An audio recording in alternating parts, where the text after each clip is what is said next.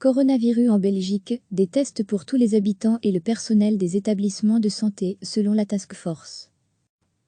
Philippe de Baquet, en charge de la task force dans la lutte contre le coronavirus, avec les ministres régionaux de la santé publique Wout Buck, Alain Marron et Christy Moril, est arrivé à un accord sur le déploiement du testing dans les maisons de repos, annonce ce lundi soir, dans un communiqué le ministère.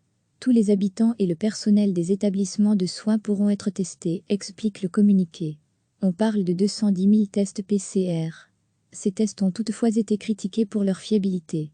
Ce sont les tests que l'on effectue avec un coton-tige dans le nez. Or, comme l'expliquait Emmanuel André, le porte-parole du Centre interfédéral contre le Covid-19, des personnes qui sont infectées peuvent avoir très peu de virus au niveau du nez, mais beaucoup au niveau des poumons. Le test va être négatif ou très faiblement positif, alors que l'infection peut être très sévère. Lire aussi, abandonne-t-on nos aînés ?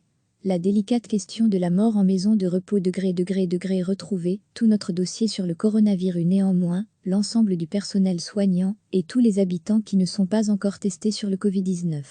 On prendra les mesures adéquates pour éviter la propagation du Covid-19 dans les maisons de repos, basées sur les résultats de ces tests, indique le communiqué. Cette phase de tests en masse devrait prendre 3 semaines. Le gouvernement fédéral distribue les matériaux pour effectuer les tests. De leur côté, les gouvernements régionaux détermineront l'ordre de priorité de réception de ces kits, quelles maisons de repos ou autres établissements collectifs sont testés et dans quel ordre ils seront testés. Les gouvernements régionaux assurent le prélèvement des tests par des médecins et du personnel soignant, précise enfin le communiqué. Recevez chaque matin l'essentiel de l'actualité.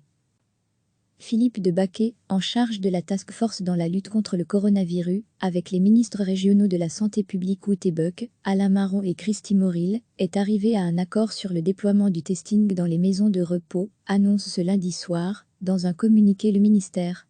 Tous les habitants et le personnel des établissements de soins pourront être testés, explique le communiqué. On parle de 210 000 tests PCR.